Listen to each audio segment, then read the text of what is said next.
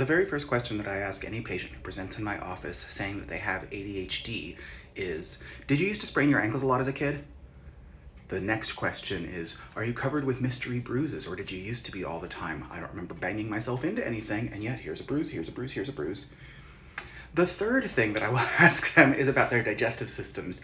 Do they tend to have bad gut health? Do they tend to get upset stomach really easily, or have a lot of food sensitivities, or just gassy bloating? And then the last thing that I'll ask is, do you have a history of skin conditions, whether it's seborrheic dermatitis or dandruff, or rosacea, or eczema, or psoriasis, or cystic acne in your history, especially at puberty, worse than average acne. And the reason I ask all of these questions is because all four of those things, from sprained ankles and loose ligaments, to mystery bruises, to digestive system disorders and skin conditions, are all highly associated with ADHD neurotypes. So why, and what can we do about it?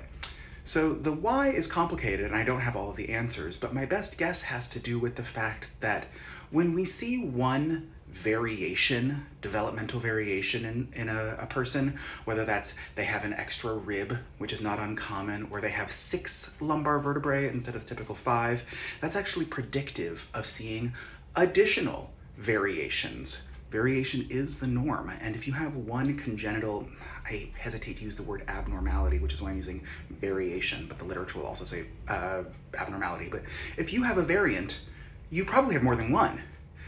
So if you have neurological variation, or neurological diversity or divergence, the likelihood that you have corporal, body-based variation, diversity, and divergence probably goes up.